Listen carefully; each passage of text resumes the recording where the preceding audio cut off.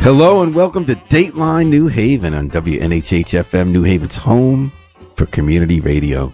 I'm Paul Bass, inviting you to look behind the headlines on the stories that make New Haven tick. I don't know if you want the short story, but the short story is that I worked in detention centers. You helped free people, right? I helped free people. You snuck a camera in to see the sheriffs were locking up people. Snuck lots of cameras into detention centers and jails, and we practiced. I hooked up with a group called Innovation Law Lab and worked with the Latin American Coalition out of Charlotte.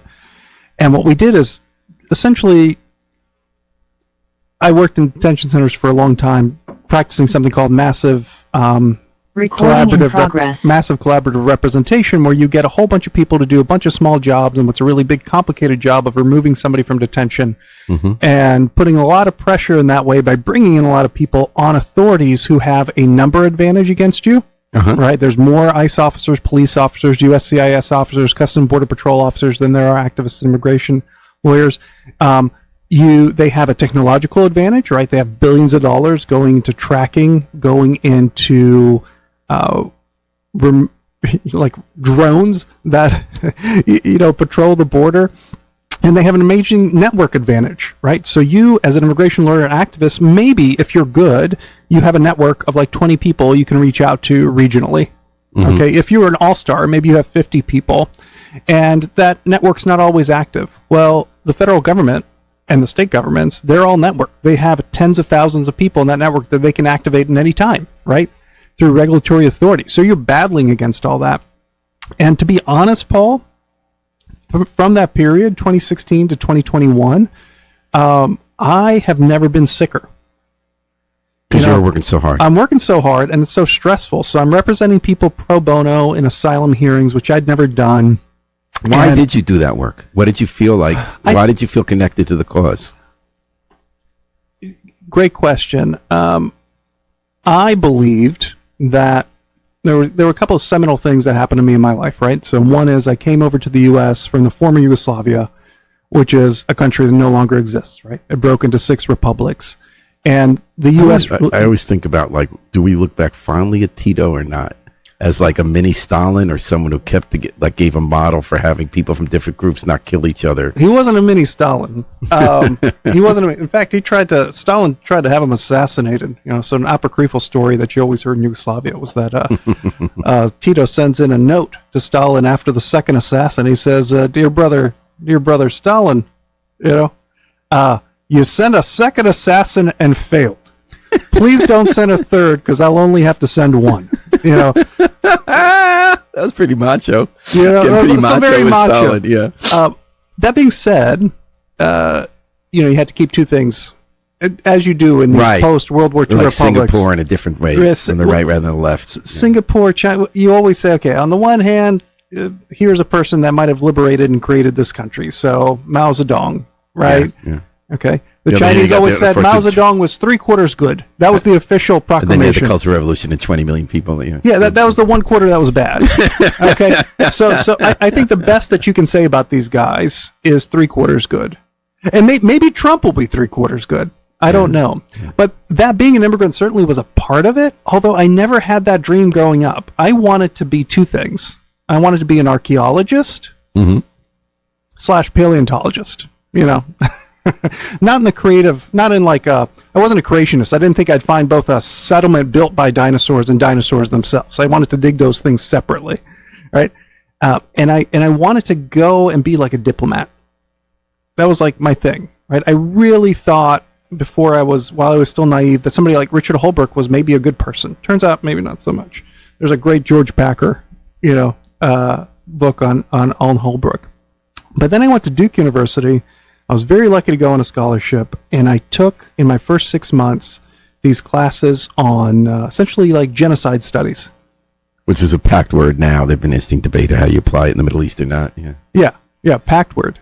If I'm talking too much, Paul, you just stop me. Keep going. I'm used to. But we're getting at why you felt idealistic enough to give up your whole life in 2017 to protect immigrants who are being booed from the country. I felt what I learned, what we're taught in college, and this is a longer debate. On the one hand, and I bought into this part. They say, you are here, you're lucky. you're going to gain this really rare education, and we want you to go out and make the civic world around you better. Okay. Now, on the other side of the mouth, they go, we also think that you should feel free to make all the money you can. Take the money, So that's like at Duke, that was the Enron side, that was the Nixon side, that was there's so many startups, I think there's all these billion-dollar startups that came out of that side. And I was idealistic. So by the time I left college, I just went straight to China because I wanted to learn more about that culture. And I became a writer, like a freelance journalist. I was like, okay, I'm gonna be like, there's this guy, Peter Hessler. I don't know if you know who he is. He's a hero to like folks who went to China during that age. And he was a stringer for the Boston Globe, and he went there in his late 20s, early 30s, and he would just camp out on the Great Wall and then descend into like little villages he wasn't invited to and accidentally find little pockets of democracy and then accidentally write about them, for the Boston Globe and other places. And I was like, I want to be that. But instead I ended up writing about healthcare markets in Asia and developed this whole other career. When I came back and I finished that part of my life, you go to law school, you come back, I got kids. My wife is, doing, she's going through a really demanding career. And Trump happened. The part of my brain. But you were a lawyer at that point. I was I was a baby lawyer. I've been working on the compliance side, and I finally got my bar in 2015. I graduated in 2014, but I was working compliance issues and a consultant. And the part of my brain that was like, oh yeah, that civics part. I've done the thing where I was the prodigal son. I was the Anthony Bourdain, the prodigal son who has returned. He's the saint of prodigal sons. I have a poster of him in my office. I return, and that happened. I go, oh, I think this is where I'm supposed to step in and maybe do something. I don't know why, but it was all those experiences. Claudia Kuntz, she's a Holocaust scholar at Duke. This storied Holocaust scholar. She wrote a book called The Nazi Conscience, where she argued forcefully and that the Nazi way of thinking wasn't just something that happened overnight because Hitler gave a few inspiring speeches. It was something that happened over a couple of decades where people actually ended up believing slowly and then quickly. And the way the Confederacy's come back here. Yeah, same thing. So I thought, and she would always say, no, the hardest thing you can do. And she said, do this while you're at Cameron Stadium watching a Duke basketball game. And you're sitting in the student section with the Cameron crazies. She goes, I dare you to try to stand up while everybody's sitting, or alternatively to stay sitting when everybody stands up and cheers. Did you try that? Well, I stood up. And what happened? While everybody was sitting. Well, I spent 4 years, doing removal defense under Trump. So you felt like there was a moment in your life when you felt you had to stand up for what was right, a historic moment to protect the vulnerable against. So you gave up your life and it wore you down. And we're talking to Damian DeNoble, who's a leading immigration attorney in New Haven here on Dateline New Haven and WNHH-FM. We started this interview by me asking if, like other immigration attorneys, Damian is gearing up like he did last time when Trump was elected to give up his whole life, day and night, to work to protect immigrants who are going to face deportation and to link up with activists to fight back against Trump administration policies. And Damian said this time, no. This time, he's going to do the opposite. So tell us about that. Let's circle back to that. Yeah, so when you make that sort of effort, and thousands, hundreds of thousands, if not millions of people made lots of efforts to be the vanguard, to preserve the notion of a small d democratic republic as they saw it.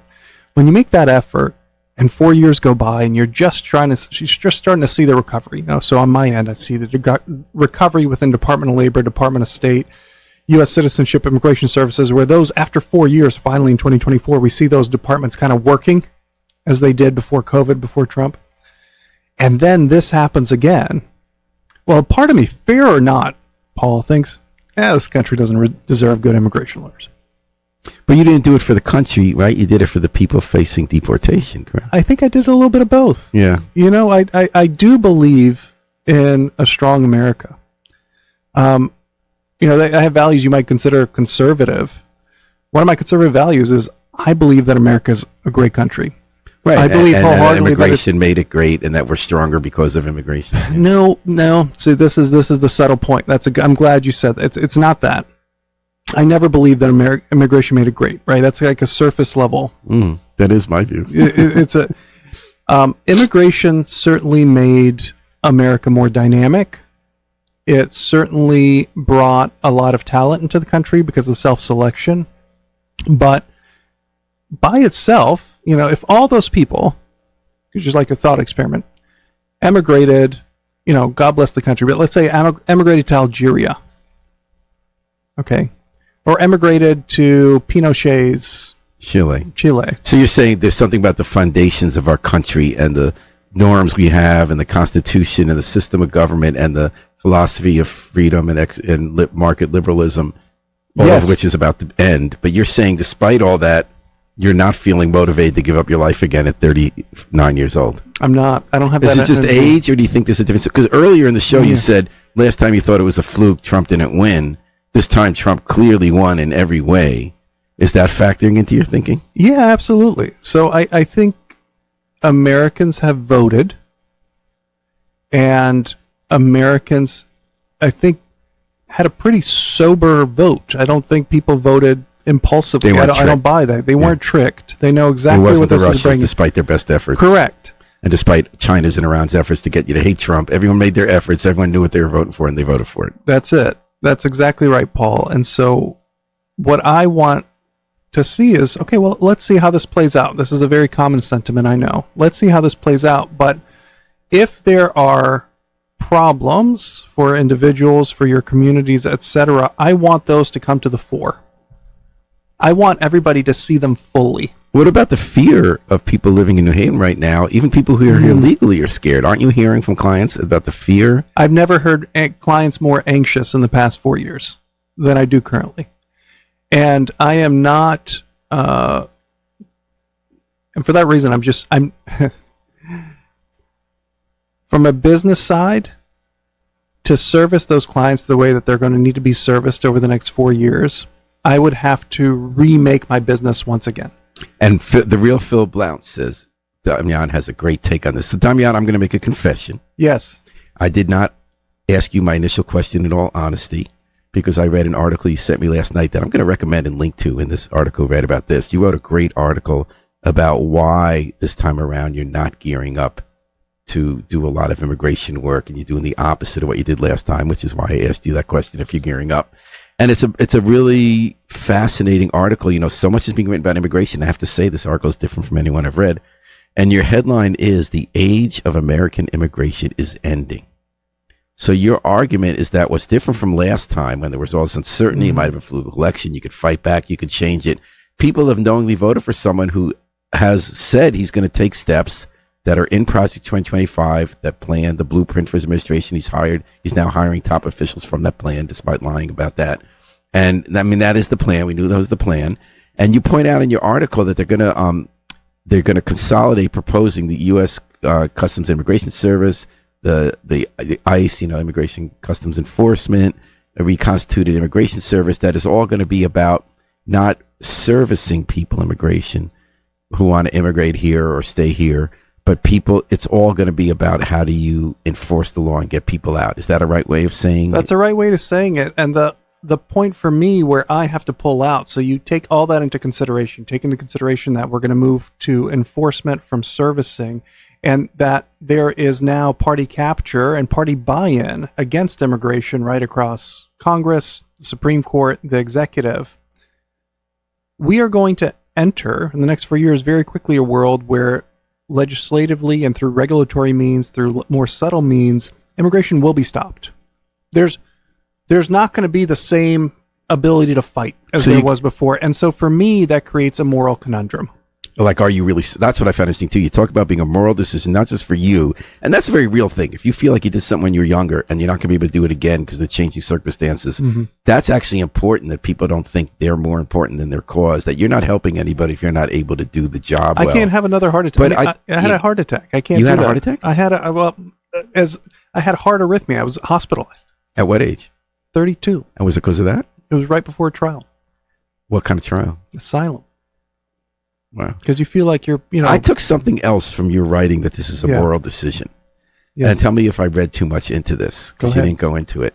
I felt you were also saying that it's not an honest way to take money from clients. It's not. Or to give hope to clients, even if you're doing pro bono, that if the system has changed, like before you were working within a system that they hadn't dismantled. Now the idea is dismantle the system. They're hiring these sheriffs, into high national positions, to hire people in charge of immigration who have specifically said, this is our plan. This is different from last time. So are you also saying it would not be moral for you to take money or even lift someone's hope through pro bono work? That's exactly what I'm saying.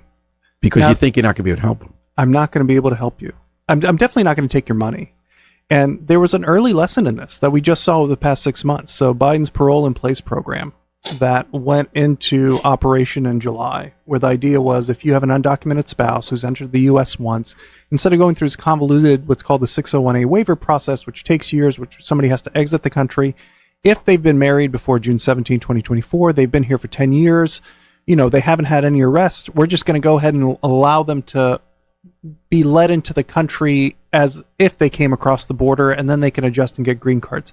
I put in 6 applications for that, Paul, because I had high hopes for it, and I was still thinking naively in July. And of course, what happened, November 5th, 4th, the Texas court that put an injunction in on the program, pretty much the moment it went into place, dismantled it entirely. And that was 6 families who maybe didn't have to be in the system, who were now in the system. Okay, they're in the system. So you weren't helping them. You thought you tried. I think I hurt them. I think them. I actively hurt them. So in your article, you give reasons why you think the age of American immigration is ending. You talked about programs like the following that you think are going to be gone: diversity visas, temporary protected status that's already in precarious footing.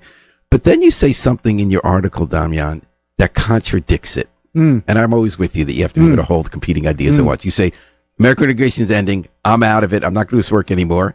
But then if someone reads into your article, you find out you're not done and immigration is not ending. You said you're still going to do some work for now unless this ends too. You said you're still going to work on H-2B and EB-3 visas, special focus on family employers. You think there's still certain kind of visas for seasonal labor that is going to allow immigrants in and out, and you're going to help those people with those visas, although you think that might also be eliminated. Is that accurate?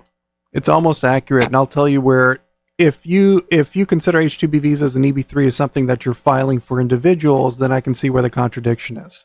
But there's a big difference, right? That process, your client, my client, is the employer. Okay. Right? And so a family business who wants to keep an immigrant here. Correct. Or wants to and bring it made somebody me in wonder, from abroad. like, what's going to happen within the Trump coalition? He has Wall Street with him for the most part. He has employers in, like, there was a story about a town the other day in either the Journal or the Times that voted big for Trump, and now they think their economy is going to fall apart because all the carpet workers industry, they weren't able to fill those jobs, and then they have all these people here, many of them illegally, and they're all think they're about to get kicked out, and that whole local economy is going to crash. It's hokum. It's hokum. They knew. Okay, so I'm part of the Seasonal Employment Alliance. Okay, that is a lobby group for the H-2B program. Okay, mostly Republican members. And in fact, right, it's business and that's one thing people point out, both on the left and on the Trump right, that these employers want to hire people cheaper, so they want to look the other way and bring them here, and then people who live here say, you just want to hire them cheaper, that's why we weren't filling those jobs, but then other people say these really were job vacancies and that there are other issues with hiring, and that the people who get those jobs pay taxes and spend money but actually don't get anything from the government or actually helping the economy. It's a very complicated question. It's a complicated question, but the human behavior there is pretty simple. Right? Greedy employers and people coming here and want a better life and contributing to the community. I don't know if they're greedy. I work with them, but I think they're cold-eyed, right? So they're looking at this and saying, okay, we have a lobby group in place for this very narrow issue, and we know who the champions are. Like John Thune is the champion of the H-2B visa program. We know that Donald Trump employs H-2B visa employees at Mar-a-Lago, right? We know he's familiar with the program. So what's going to happen with that? And so I think they'll be safe. So a vote for Trump is a safe vote because he's going to give me all these other things I might care about, right? But we're going to be able to lobby for this very narrow issue. And in fact, we're not even going to call it immigration. Like, people don't like calling H-2B visas and H-2A visas for agricultural workers immigration. They say it's labor, right? It's labor importation or whatever the hell you can call it. Just don't call it immigration. So if, there's this exercise I like to do where I picture the globe, and if you can picture the globe, then picture first a lighthouse, and picture a really tall lighthouse, and maybe you can see the circle of light that it can cast from up in space. Maybe you can see it as a pinpoint dot, and it's not very far. Maybe it goes out 2 miles, 3 miles, but it's big enough where you can see a tiny little dot, on the globe. But if you try to bring that down to the level of what a person sees from moment to moment in their life, it's 30 feet in front of your face, and usually there's a wall blocking it because usually you're inside. Maybe you're in the forest, but then the trees are blocking it. So we never see very much. The internet makes us think we see a lot, but we don't actually see very much. Our circle of concern is small. And so when you're somebody wondering, what is Trump going to do for my interests? I see. You're not going to think about the and you're just thinking about it. It's like, H2B. Okay, cool. I'm going to lobby for the H2B. All this other stuff's probably going to happen. What's going to happen with the lobbying when Thune and others have their votes back home and the employees? And Trump has friends, right, including himself, who employ these people. Do you think it's going to get saved? I think it has a better chance of being saved than other programs, but none of that. All that is speculation. And Harry asked, these illegal labor drive down wages. I know that's been argued about a lot. I think they used to be a Democratic position. Yeah. Right? They used to be a Democratic. Bernie Sanders position. Yeah. I think, sure, illegal labor, sure, drives down wages, sure, but American consumers drive down wages. They want cheaper goods. American consumers want cheaper goods. We're addicted to them. Well, then we're getting tariffs. We're talking to Damian DeNovo, a leading immigration attorney for now, but is going to be less of an immigration attorney now. I think definitely. I don't. So here's some nuts and bolts that may or may not be relevant. When you run a practice, so let's say you run a practice for Spanish-speaking migrants, some of whom are undocumented, all of whom are going to be impacted by this coming administration. You can't run that practice just yourself. Even if you're fluent in Spanish, you're going to need somebody that's going to connect them with social workers, right? Because there's a lot of mental health issues there, right? You're going to need somebody to help them do basic things like go get a social security card. You're going to need somebody that's going to answer the phone when they call, because culturally, a lot of people coming from Central and South America call on the phone. Okay. You're going to need to set aside time in the evenings and on the weekends when people aren't working to come down to your office so they can see you face to face, because again, culturally, that's what's needed. And when people, in times of high anxiety, if you don't do that, you're going to get malpractice suits. You're going to get 1-star reviews. You're going to get an earful. You're going to get emails that say, why aren't you, looking at my case? You're not going to do your job well. You're not going to do your job well. And now imagine you have to do all that, but every time you file an application, there's a 5-year waiting period. Okay. And every time you file an application for someone, you have to now tell them, okay, in case there is an ICE raid, here is what you need to know. That takes a massive staff. Okay. It's not profitable work, number one. But number two, it is unique in character. And so for me to run a family immigration practice in these coming times, I used to have 10 people working for me. We used to have a community activist, right, who would help everybody find what they needed within the community. We used to Here have... in New Haven or No, it's this in Durham, North Carolina. We used to have 3 legal assistants who were just focused on these types of cases. I'm not going to do that again, just from a business perspective. But from an emotional perspective... And you said a moral one, you have to be able to carry it out. So my other question for you is, I get why it makes sense personally. It doesn't make sense for people to throw themselves in because they feel like they're the only person in the world who could save civilization when they actually can't. But you're 39, you've been through it once. Is it moral for a 31-year-old version of the old Damian to do that work now, or to have the changed political circumstances in America called that into question? Is there some other work they should be doing? Yeah, great question. I think if you're 31, and let's say you just don't know anything, okay, you're just looking somewhere to throw your energy, right? You're 25, you're 31. I think it doesn't matter where you throw your energy, is the answer, Paul, because what matters is that you throw it, and you're going to figure out somewhere where maybe you can make a difference, be effective, but recognize that at that stage in your life, your visions of glory, visions of a better world, have a lot of ego behind them, But I'm thinking of other people I know in New Haven who are the long-term immigration rights people. I admire them so much. Yes. They're gearing up again. Yes. Are they wrong, or is this a fight that does need to take place? They're not wrong. They're good people. They have a whole different view of it in some ways than I do. Well, some people think you need all sorts of people in a society, people who day to day do the work within the legal system to protect people, and you need the people who fight on the outside to change it, and people who are sort of in between, who are trying to help people while also doing systemic work. I think those people should be celebrated, and I think they should be supported.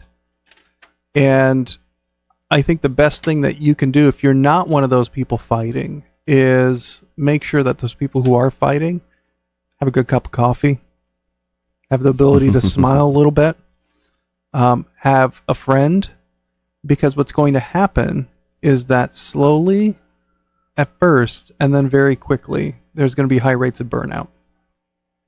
And God, I hope they succeed. On all issues with people who don't support Trump, there's clearly a different mindset this time. There's not going to be a huge women's march. There might be some people there. There aren't these record numbers of donations coming to nonprofits that did this time across all the issues.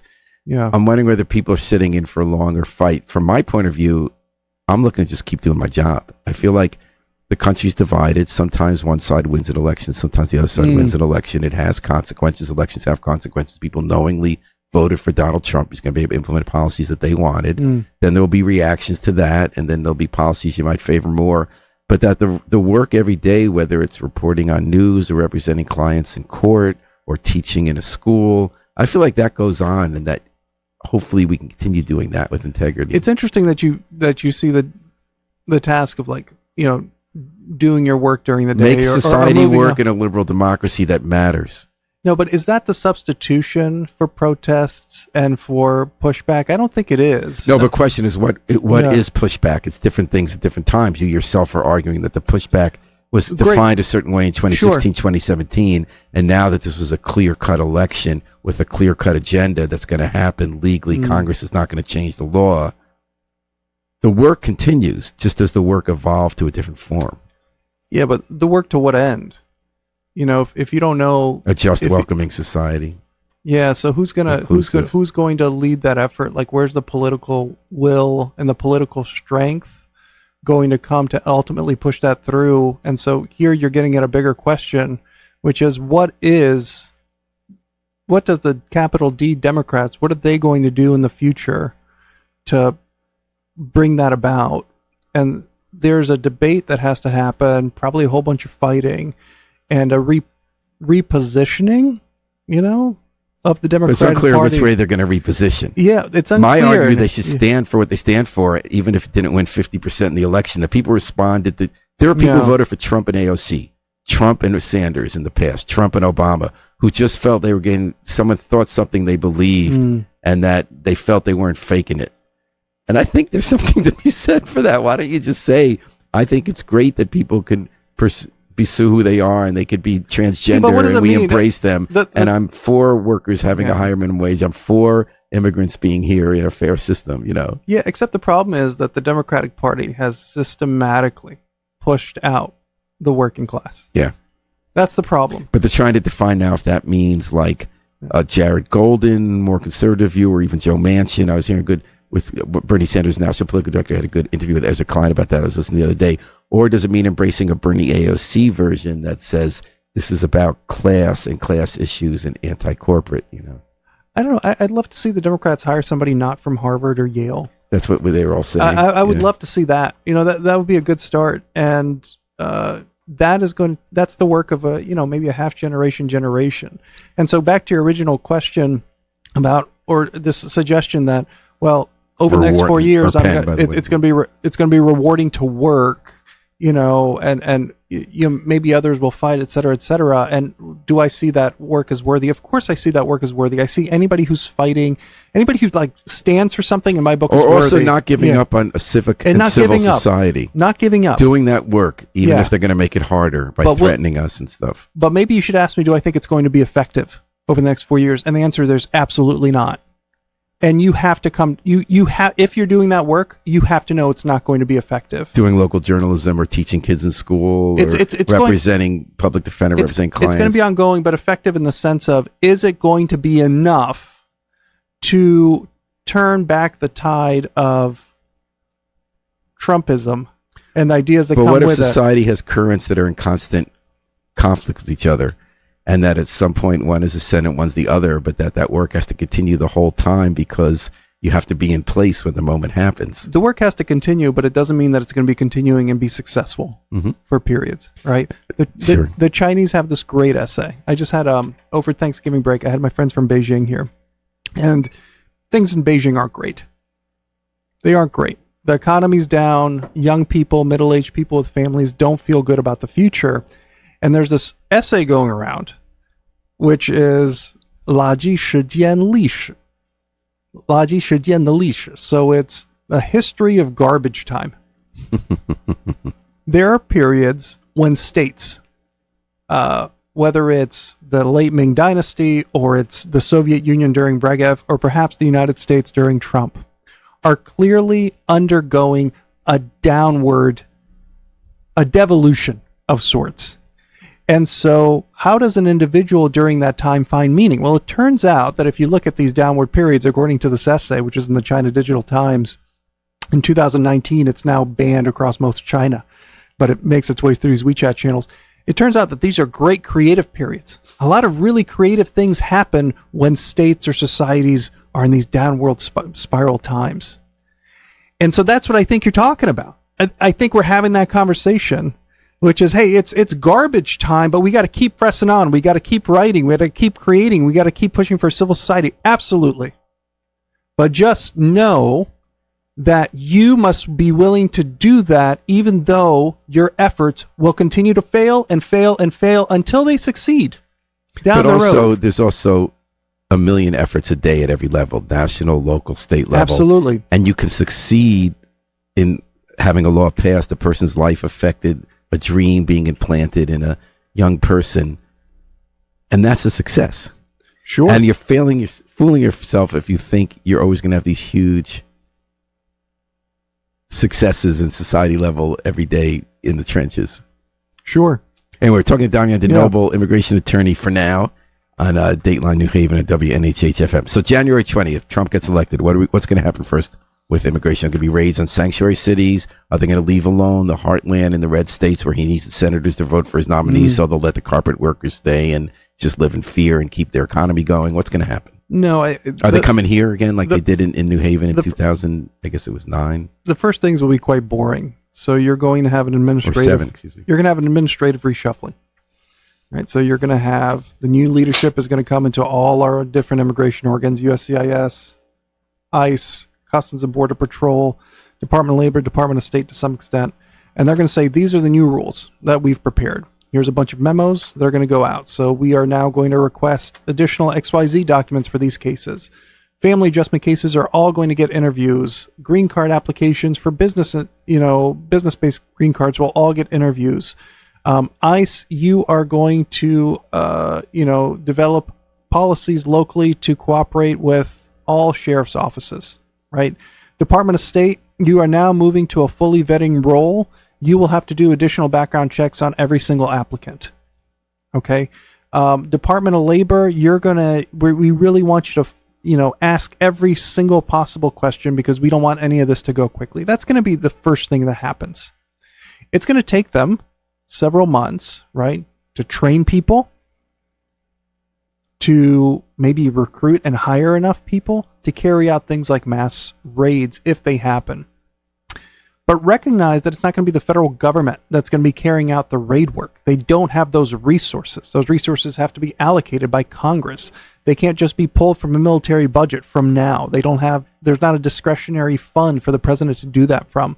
So the first place where you're going to see a profound change is in your local police. Tell me about that. In your local law enforcement agency. So if you're in Texas, Texas is making it really easy for the Trump administration, right? They're saying, hey, here's these 1,500 acres of land where you can put detention centers and camps, okay? Here is our state level databases of migrants, right? Their driver's licenses, etc. Go at it. Look through it as much as you want. And by the way, here is my take on every local TV station, blog, podcast that I can manage to get on, which tells people it's okay to dislike migrants. Okay. Mm-hmm. And so the first thing that happens is that your local atmosphere changes. And then once you're like all riled up and your applications to immigration are going nowhere and you're hearing all the stories about things getting bounced back and becoming harder and everyone around you is mad and upset and everything, then you're going to have the hammer of one of these mass raids. So you think it's summer? Summer. I mean, Stephen Miller's working on this now. He's been working on this for 4 years. For 4 years. So you don't think the first week they're going to have dramatic raids just to show what's going on, to strike the fear and set the tone? I don't know. So New Haven, do you think they're going to be workplace raids, or do you think like in New Haven they're going to be knocking on people's doors at their homes and catching them? I would be shocked if there was any door-to-door moving. There was, 2007 there were door raids here.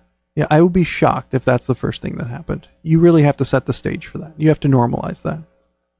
That would be. I would be shocked if that was the first thing, Paul. Employers are a lot easier. You have a lot more people in one place. And do you think it's going to be sanctuary cities like ours, or do you think it's going to be in the red states? I think it's going to start on the West Coast in Texas. And why is that? Because you said Texas makes it easier. Yeah, Colorado's been the kind of heart of the story, right? They've picked a fight, and if we know one thing about Trump is he doesn't just want to win; he wants to win and twist the knife, right? Mm-hmm. So Colorado seems like a place where he would want to focus the story on, right? He's very TV oriented. California, just because it presents a big target. And Texas, because it's the most cooperative place. So the estimate of 11 million undocumented immigrants in this country. It's outdated. Yeah, I see that. I know that was before 4 years ago. I thought it was 4 years ago. They've been saying that for 20 years. So what's the real number? It could be 15 million. That's all? Because, all the people have come in the last 4 years. I guess some others have left. And then what about, so Trump members, they said we're going to go after the criminals first. Sometimes they say that. Then they say, you could define being here illegally as criminal, so it'll be everybody. There are people here legally who are concerned that if they don't have the certain kind of documentation that's going to be required to have on you at all times, they're going to be kicked out too. Who's at risk? Who needs to be scared? Nobody needs to be scared. Let's just people who get sent back to places where they think they'll be killed. Now hold on. No. You gotta fear. There's nothing to fear but fear itself. Let's start there. Okay. And recognize that sense of fear is a primary goal of a lot of this, right? This bluster. When people come on and say you should be scared, right?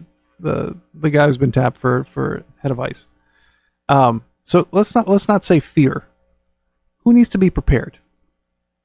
And that's not a euphemism. It's a different mindset. There are people in New Haven already reporting being scared to go to the store. Yeah. In other cities. They're scared to leave their house right now. I would encourage you not to be scared. Here's the facts. The facts are that New Haven is within 100 miles, right, of a border. We're next to the water. So one of the things you have to be aware of here is the danger of expedited removal. Mm-hmm.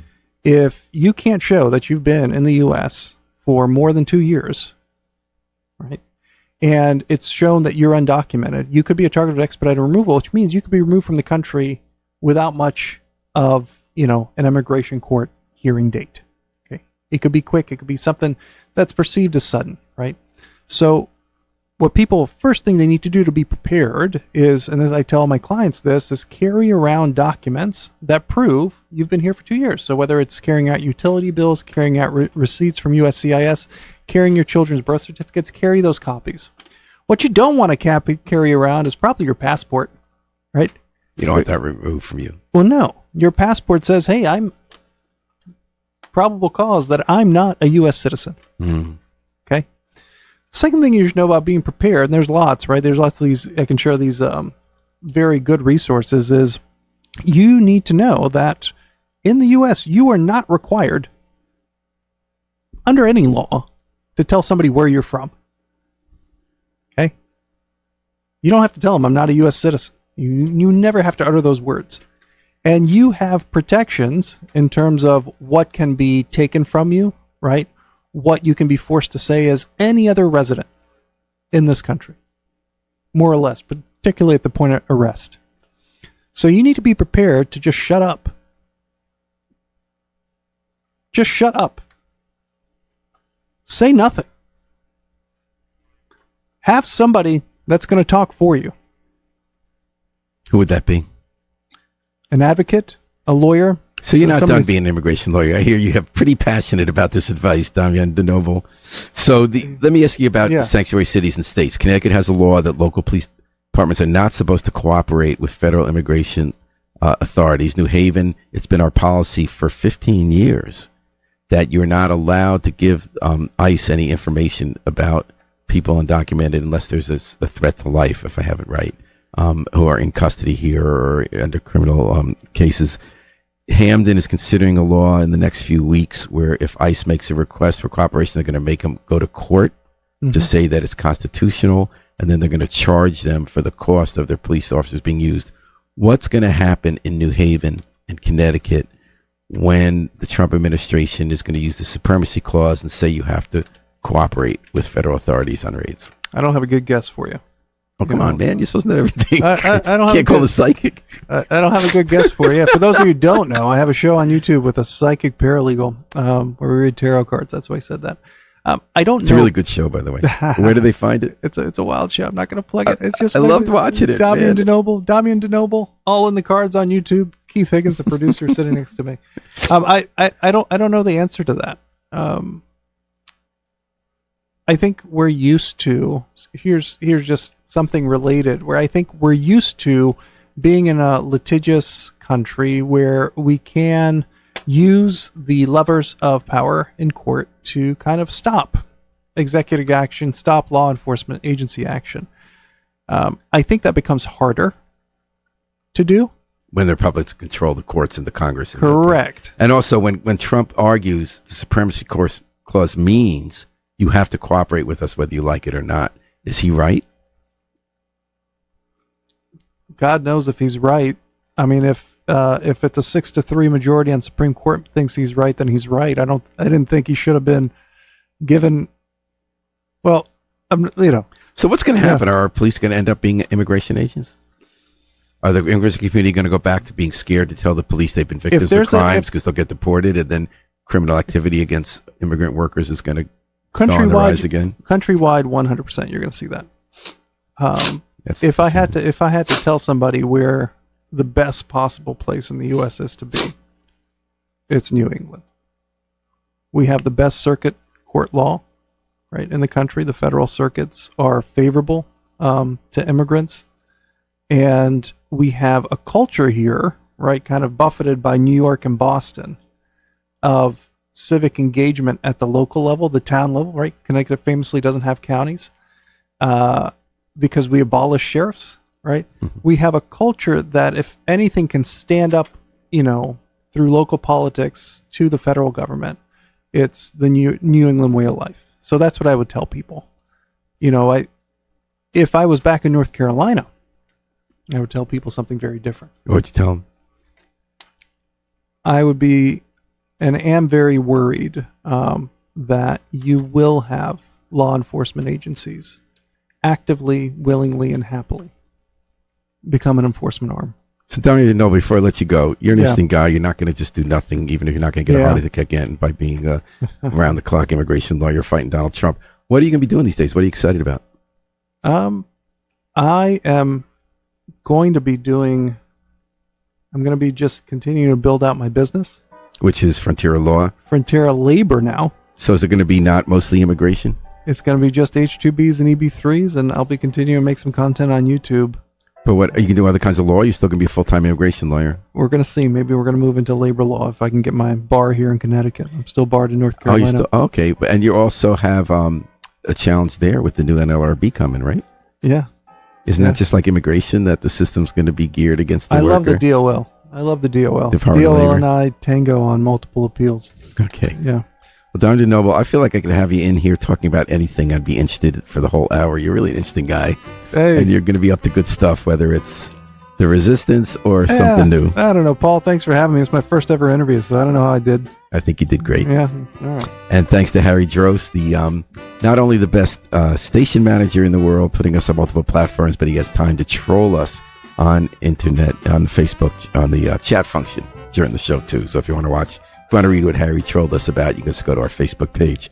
We're going to take it out with the Afro-Semitic Experience performing I Wish I Knew What It Would Be Like to, I wish I knew how it would feel to be free. from the group CD, A Plea for Peace. This is Paul Bass inviting you to fly free with us all day and all night at WNHH, New Haven's home for community radio.